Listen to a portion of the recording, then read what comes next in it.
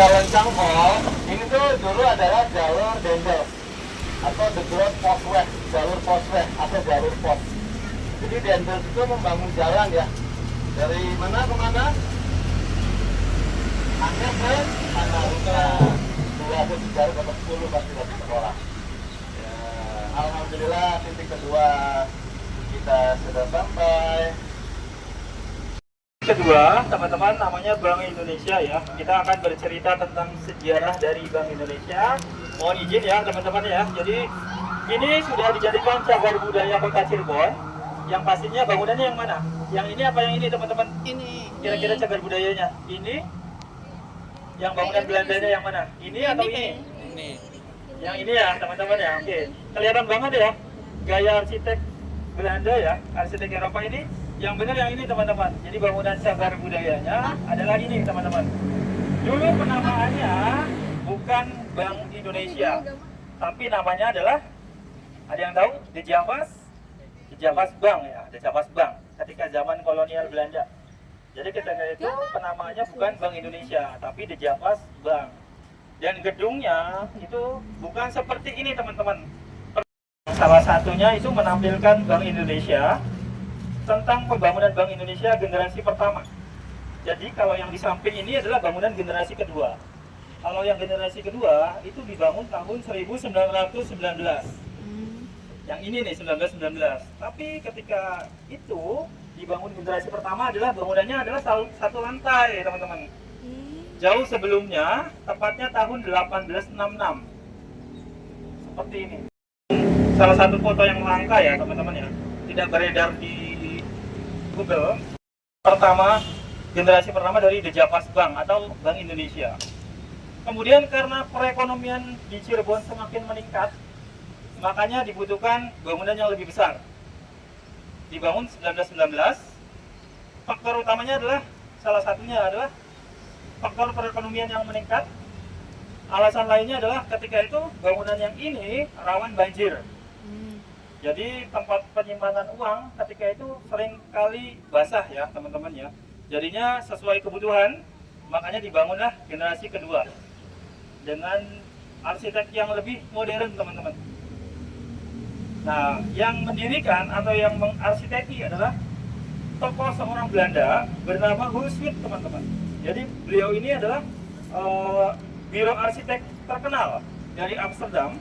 Nah ini orangnya bernama Hulswit ya, yang dipanggil dari pemerintah Hindia Belanda untuk membangun ini. Selain di Cirebon, BAT yang mengarsiteki adalah beliau.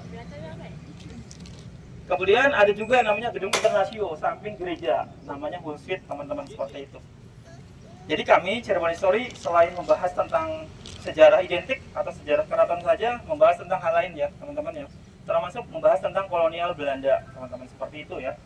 Nah, bangunan ini pernah dimuat di mata uang pecahan rupiah.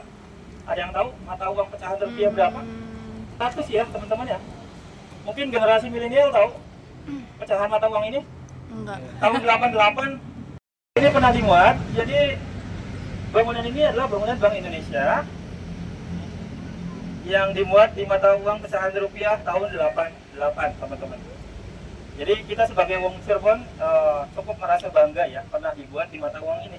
Karena bangunan Bank Indonesia yang dimuat di mata uang pecahan rupiah cuma dua bangunannya. Bank Indonesia Jakarta sama Cirebon.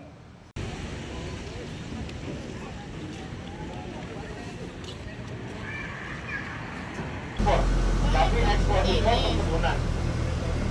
Nah ini SMP Negeri 14, oke, stop Bapak. Ini adalah bagian dari tema kita ketika menjalankan rute walking tour reguler. Nama temanya adalah Kota Tua Cirebon. Di mana lokasi dari SMP Negeri 14 ini bagian dari kawasan Kota Tua Cirebon. Kemudian dari kawasan Kota Tua Cirebon. Kota Tua itu kan identik dengan di kota-kota besar ya lokasinya ya. Ada yang di Jakarta, Semarang, kemudian Surabaya itu punya kota tua ya. Jangan salah, Cirebon juga punya kota tua teman-teman. Lokasinya di sini di kawasan Kebumen, di kawasan Cangkol. Itu banyak sekali dari BAT ada BI, Bank Indonesia, gereja, sekolah, kantor pos, dan sebagainya, teman-teman. Itu bagian dari kawasan Kota Tua Cirebon. Nah, kita lebih spesifik cerita tentang sekolah dari SMP Negeri 14 Kota Cirebon yang dulunya bernama Global School. Ketika zaman kolonial Belanda, namanya bukan SMP Negeri 14, tapi namanya Global School ya, atau sekolah setingkat dari TK atau taman kanak-kanak. Nah, saya cek dulu ada nggak ya foto lawasnya tentang taman kanak-kanak di Kota Cirebon ini. Jadi ini adalah sekolah Eropa yang siswanya itu adalah orang-orang Eropa. Global School ini siswa-siswinya yang sedang berkegiatan di luar sekolah dengan para gurunya ya teman-temannya. Ini setingkat dengan TK, taman kanak-kanak teman-teman. Dulunya namanya Global School. Jadi kalau orang pribumi sekolah di sini tidak bisa teman-teman. Jadi hanya anak-anak sultan yang boleh bersekolah di sini. Selebihnya orang-orang Eropa teman-teman. Ini didirikan tahun 1933 bangunan ini teman-teman. Masih orisinil dengan berbagai variasi jendela dan pintunya. Sedangkan kalau lantainya itu sudah baru, lantai keramik. Dulunya lantainya adalah tehol terakota ya teman-teman. Kemudian di atasnya ada sirkulasi udara dan serobong untuk penyalinan udara atau sirkulasi angin ya teman-teman ya. Karena zaman dulu tidak ada yang namanya AC teman-teman. Makanya pakainya sirkulasi udara, serobong asap, serobong udara teman-teman. Dan kemudian pintu-pintunya besar-besar berfungsi untuk sirkulasi udara biar adem teman-teman, seperti itu ya. Untuk bangunan aslinya ini saja. Kalau bangunan samping itu bangunan kategori baru teman-teman, seperti itu ya. Singkat cerita dari SMP Negeri 14 Kota Cirebon.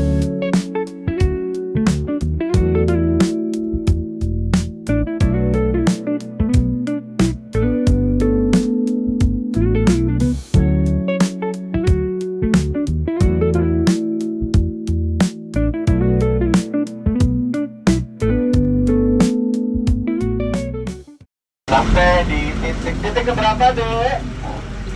3, 4.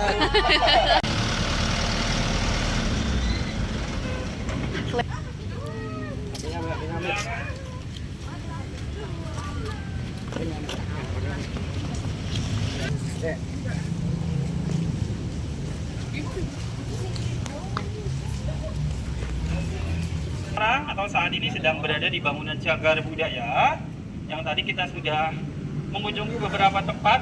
Ada Gereja Santo Yuda, ada Bank Indonesia, dan saat ini ada namanya Wihara Dewi Welas Asih. Jadi bangunan ini jauh lebih tua dari dua bangunan yang kita kunjungi tadi teman-teman.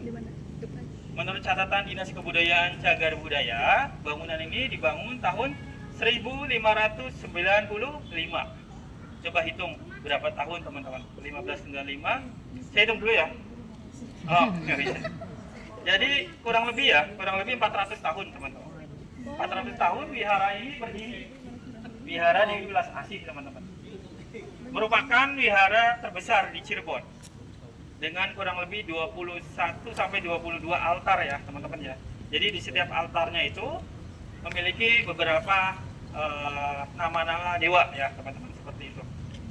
Di sini pun ada beberapa tinggalan sejarah. Salah satunya berupa jangkar raksasa teman-teman. Jangkar setinggi kurang lebih 5 meter yang disinyalir merupakan jangkar peninggalan dari Laksamana Cheng Ho. Mungkin teman-teman sudah pernah dengar Laksamana Cheng Ho, penjelajah ulung dari negeri Tiongkok ya teman-teman ya. Nanti kita bisa lihat, kita bisa eksplor ke dalam untuk Wihara Dewi Welas Asih ini. Ada yang mau lihat nggak teman-teman? Mau. Oke, kita ke dalam ya teman-teman ya. Cek.